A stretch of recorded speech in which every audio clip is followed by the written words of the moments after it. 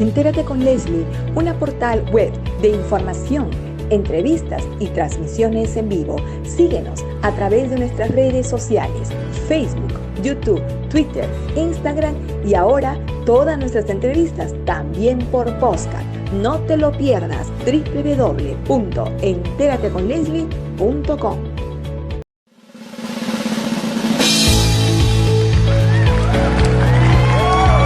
El programa que remece las redes sociales. Presentamos a nuestra conductora. Bienvenida, Leslie.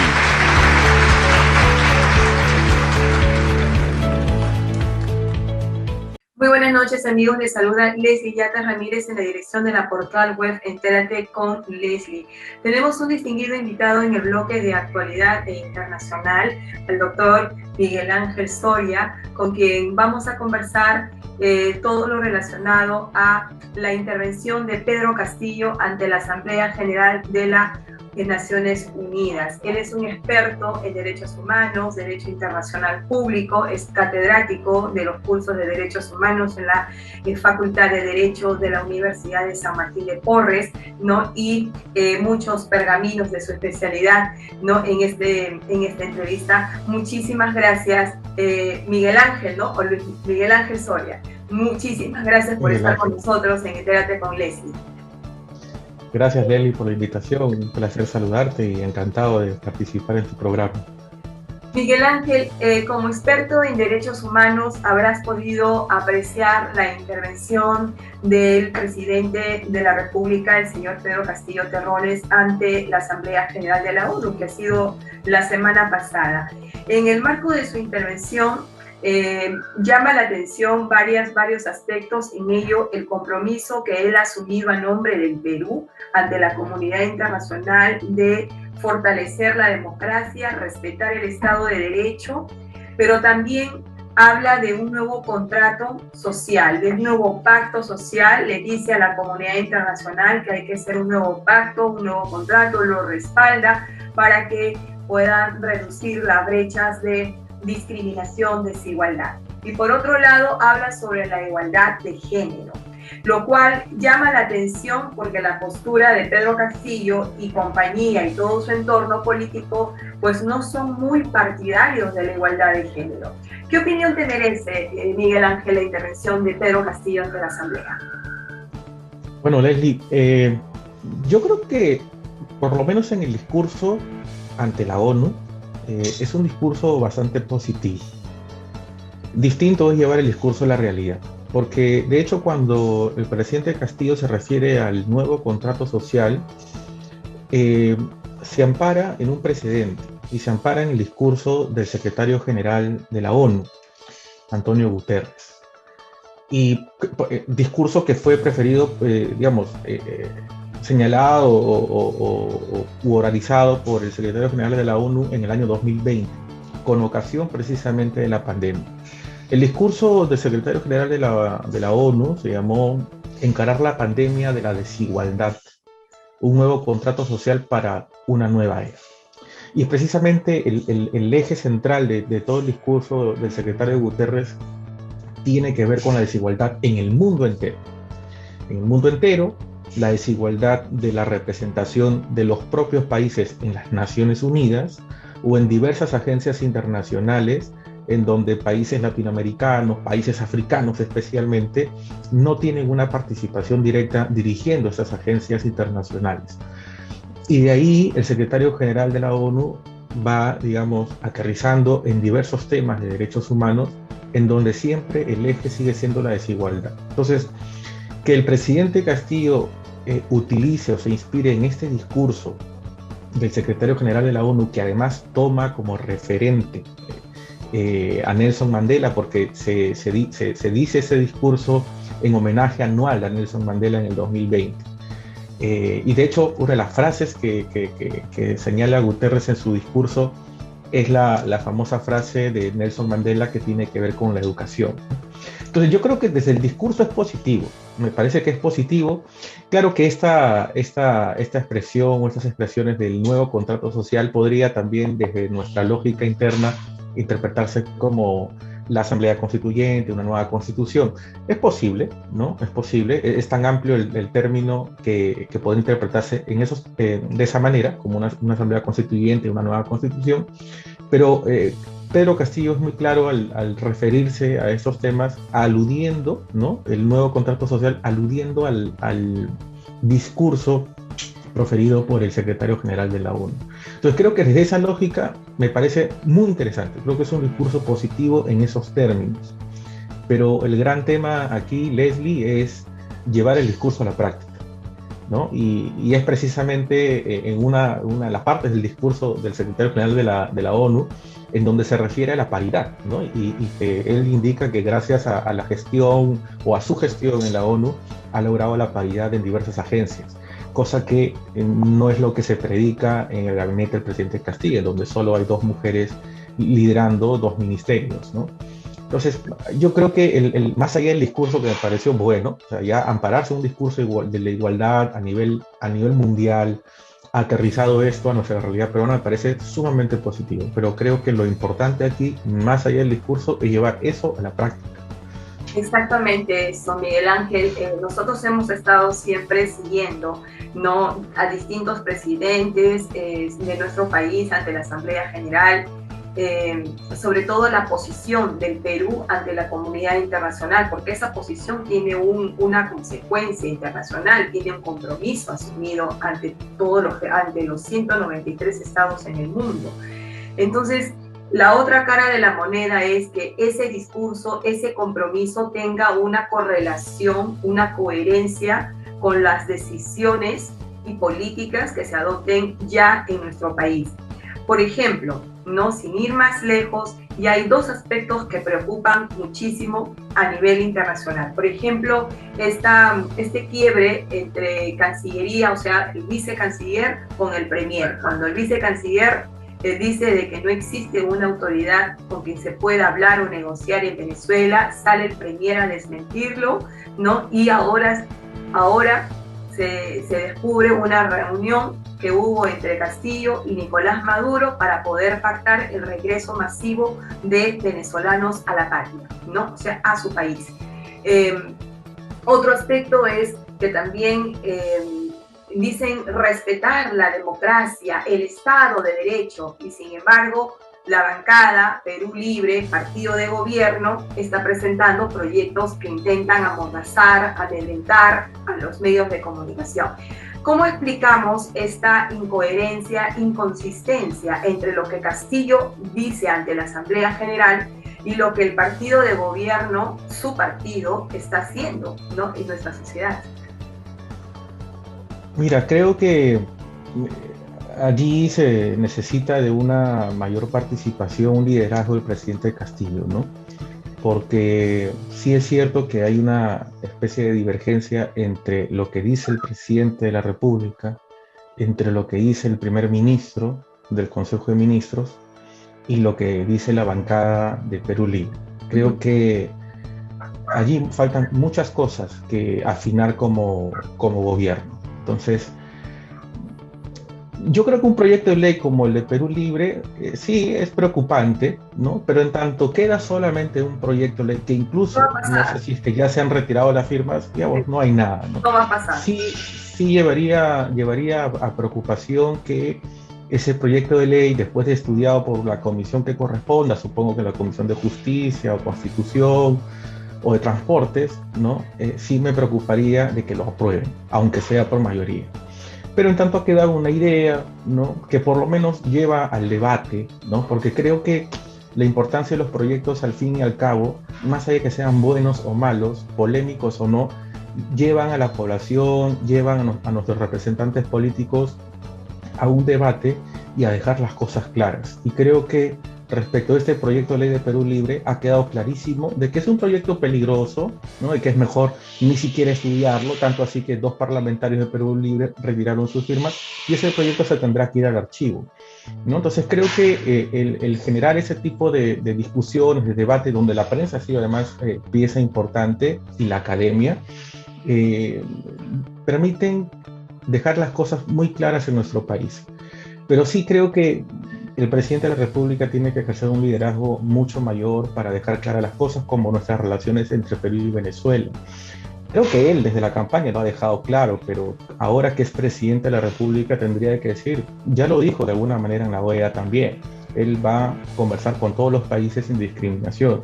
Y se ha dicho todos los países sin exceptuar a nadie, debemos de entender que también va a conversar con Venezuela, como ya precisamente lo ha hecho con el señor Maduro.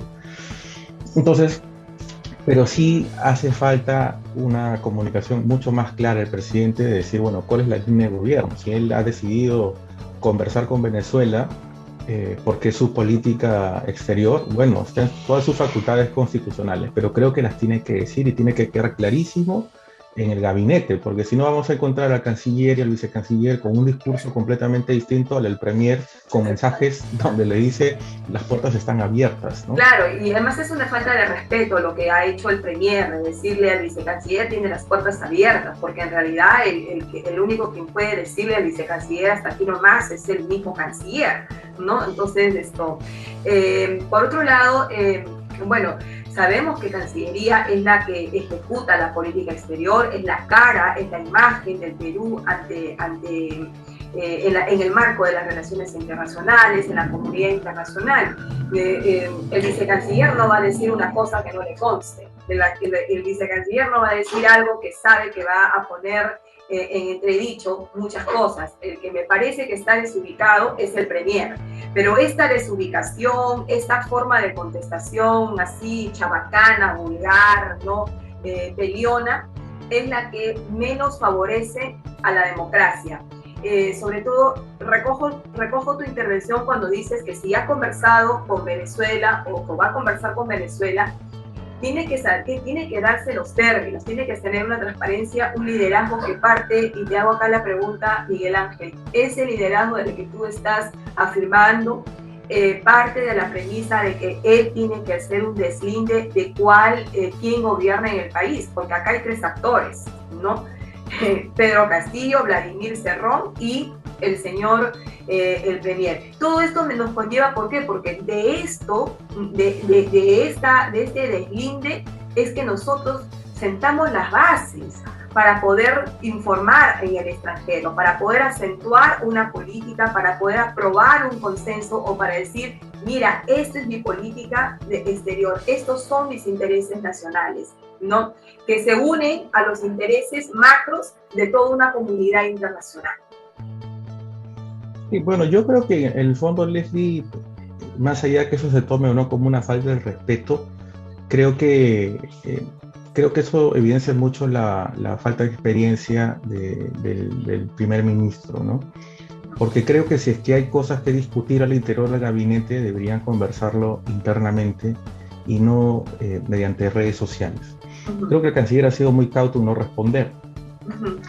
Pero también desde un punto de vista político, creo que un ministro que sabe que es incómodo un gabinete, sabe que no va en la misma línea del gobierno, en todo caso, por respeto propio, creo que también debería dejar el cargo, ¿no?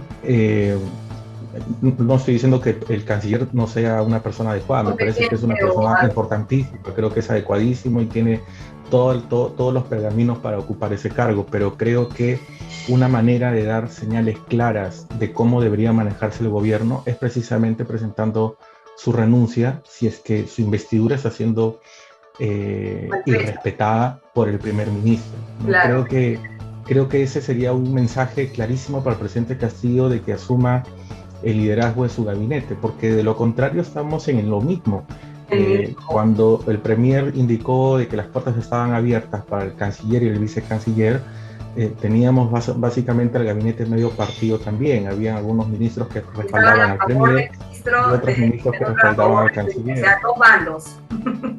Exacto, entonces creo que allí yo honestamente espero que el presidente Castillo tome el liderazgo de su gabinete, tome el liderazgo del gobierno.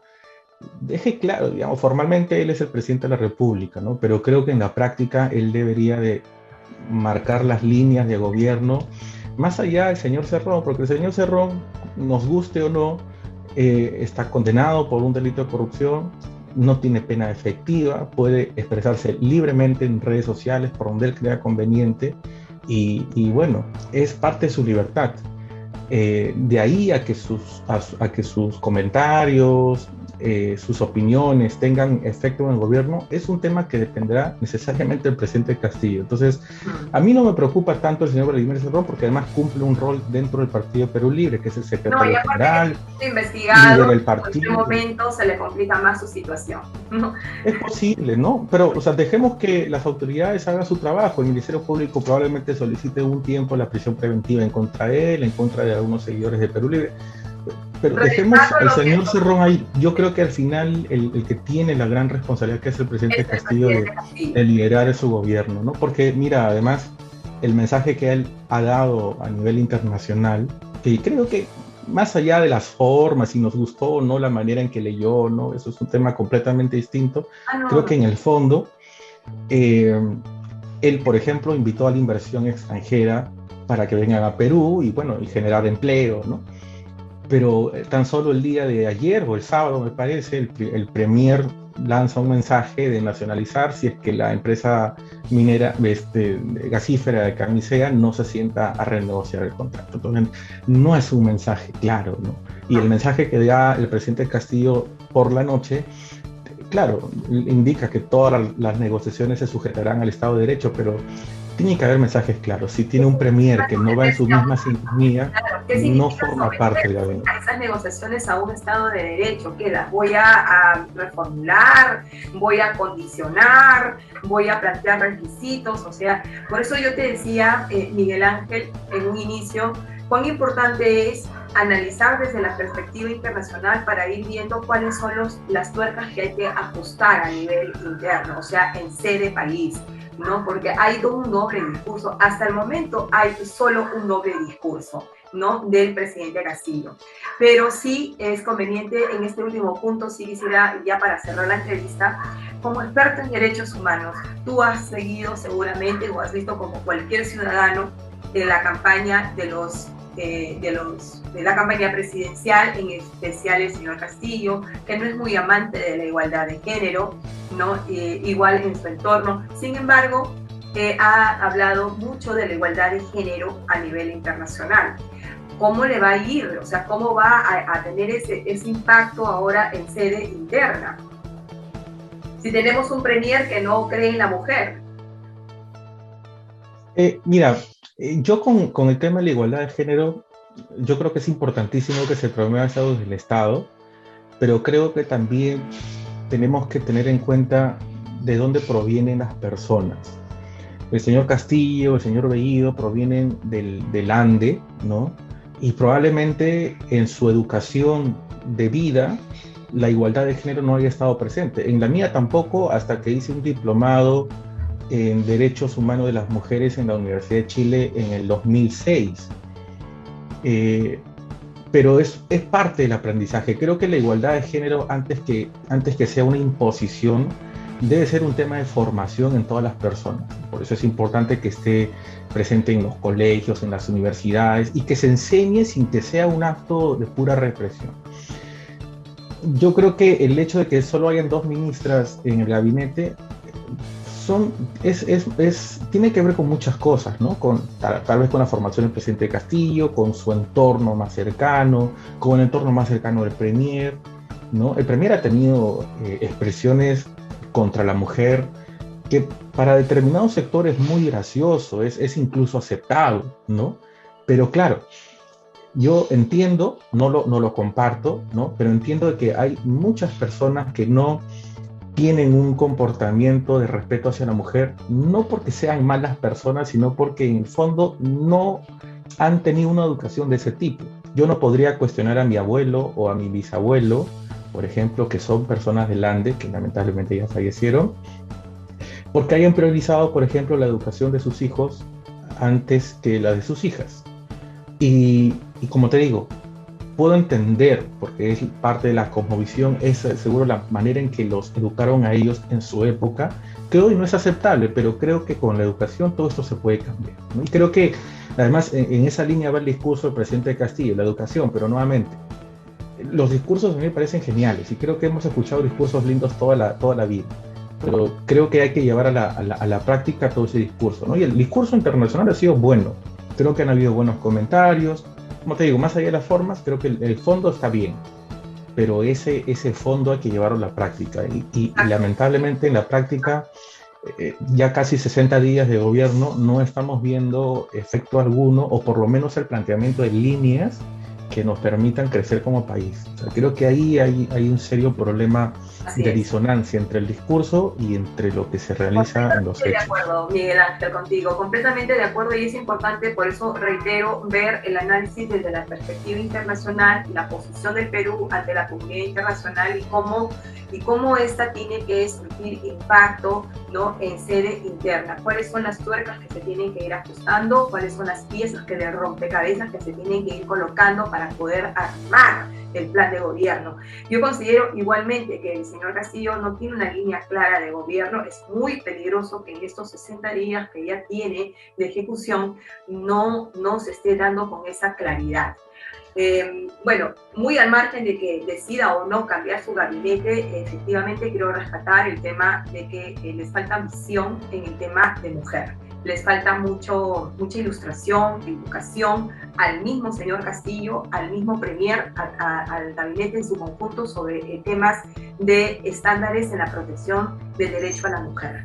Por ejemplo, Miguel Ángel, y de repente comentas conmigo, hoy en día hemos visto que mujeres incluso están asumiendo ministerios de defensa, lo que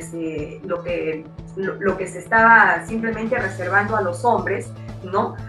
Por el carácter, la personalidad. Hoy en día la mujer hemos tenido una exministra en defensa, ¿no? Entonces, a mí no me asombraría que un hombre, por ejemplo, asuma el Ministerio de la Mujer. ¿Qué de malo tendría que un caballero asuma el Ministerio de la Mujer? Si hoy en día también, si nosotros comprendemos, si los hombres y mujeres tenemos que estar comprometidos con los derechos y la protección de la mujer, entonces si han salido hombres a protestar por la violencia contra la mujer, ¿por qué no podrían asumir una cartera en la mujer y la mujer asumir también otras carteras que supuestamente son reservadas solo a caballeros? Entonces yo creo que hay que ir entrando a una especie de entendimiento con el gobierno respecto a estos estándares, a la posición del Perú que ha sido a nivel internacional respecto a la mujer. Eso es lo preocupante, Miguel Ángel, ¿no? El Perú ha definido una posición de respeto ante la comunidad internacional y sobre este punto nos comentas y cerramos la entrevista. Perfecto, encantado, Leslie. Sí, yo creo que ningún puesto público tiene sexo, para empezar. Ni los ministerios, ni las direcciones generales, ni nada. Yo no soy, te digo como decía, yo no soy tan partidario de la paridad y la alternancia. Yo creo más en la meritocracia. Creo que si un gabinete debería estar compuesto por puras mujeres porque conocen el tema, van a tener el liderazgo, van a cambiar las cosas, van a establecer las políticas públicas mejores para el país, que todo el gabinete esté compuesto por mujeres. Y si la plancha presidencial debe estar compuesta por una candidata a la presidencia y las dos restantes a la vicepresidencia, que sea así, que así sea, ¿no? Creo que los cargos públicos ninguno tiene un tema de sexo. O sea, no creo que debería de ser alternancia y paridad en todos los casos, porque creo que a veces priorizando una regla como esta de alternancia y paridad, creo que se pierden los talentos incluso para las propias mujeres. Pero bueno, estando ya en la alternancia y la paridad en la ley, ¿no? Creo que en todos los casos se tienen que elegir a los ministros o cualquier cargo que sea en función de los méritos, respetando precisamente esa cuota de paridad y alternancia, ¿no? Ojalá que en el caso de los ministerios sea así, ¿no? Ojalá que el presidente Castillo tenga más apertura con las mujeres y pueda poner a las mejores, ¿no? No tanto por ideología, ¿no? No tanto por ideología, sino por méritos, ¿no? Méritos políticos, porque se necesitan ministros técnicos, pero también políticos, porque un ministro que no conversa con el Congreso de la República, un ministro que no sale a la calle a ver cuál es la problemática y a partir de ahí manejar las políticas de Estado, creo que no cumpliría un buen trabajo. Un ministro puramente de escritorio, creo que al final no sería un buen ministro. Así que Ojalá que haya más apertura, ¿no? Que se garantice tanto los derechos de las mujeres, de los hombres y de todas las personas en situación de vulnerabilidad, porque también, Leslie, tú seguro ahora que estamos un poco más libres con las reglas sanitarias, verás que un mal aspecto, no mal aspecto, creo que algo que se viola todos los días en clave de derechos humanos son los derechos de los niños. Yo al salir a las calles veo a los niños mendigos desde que tengo uso de razón. Y creo que eso es inaceptable en esta época. Yo no concibo ver niños trabajando en las calles, limpiando autos, haciendo malabar y medio para tener un poco de ingresos que tal vez la familia o el propio Estado no pueda subsidiar. Entonces, creo que hay temas importantísimos y prioritarios a los cuales atender, y los derechos de los niños son uno de los temas que están abandonados por todos, y aquí me incluyo, ¿no? No sé cómo calificarlo, pero creo que ver a los niños en la calle siendo explotados diariamente es algo que lo vemos todos, desde los congresistas, ministros, presidente de la República, y no se ven políticas concretas para eliminar eso, erradicar ese tema. Ese tema, por ejemplo, debería ser un asunto de prioridad, ¿no? Y no se encuentra. Debería formar parte de la representación, o sea, de la semana de representación de los congresistas. Me voy a permitir, como medio de comunicación, trasladar esa sugerencia al Congreso de la República, ¿no? Que en su semana de representación ellos tengan la amabilidad. Y la ministra de la Mujer, Leslie, la ministra de la Mujer es ministra de la Mujer y Poblaciones Vulnerables, sí, dentro de las cuales se encuentran no le impide al Congreso y las personas mayores. No, claro que no, pero digamos, quien tiene el presupuesto, tiene el personal, es la ministra de la Mujer, ¿no? El congresista puede fiscalizar, puede interpelar a la ministra, pero es la ministra de la Mujer, ¿no? Por eso te digo, o sea, no se requiere ser mujer para ser ministra de la Mujer y Poblaciones Vulnerables. Creo que ahí, como tú bien lo has dicho, no importa el sexo, importan los méritos, qué tan preparado estés para ejercer el cargo, qué tan comprometido estés para ejercer el cargo, porque no es meramente ponerse un fajín, jurar por Dios, por la patria o por lo que sea y ejercer el rol. Creo que al final esto se tiene que traducir en la práctica. Y si en la práctica no vemos cambios, en realidad estamos pasando de autoridades tras autoridades sin notar cambios reales, ¿no? En favor de las personas, de todos, ¿eh? Mujeres, personas mayores, personas con discapacidad, niños, pueblos indígenas, de todos en realidad. Okay. Muchísimas gracias, Miguel Ángel Soria, por esta entrevista que nos has conseguido. Entérate con Leslie. Que tengas unas muy buenas noches y hasta una nueva oportunidad. Buenas noches, Leslie, que te vaya muy bien. Nos vemos.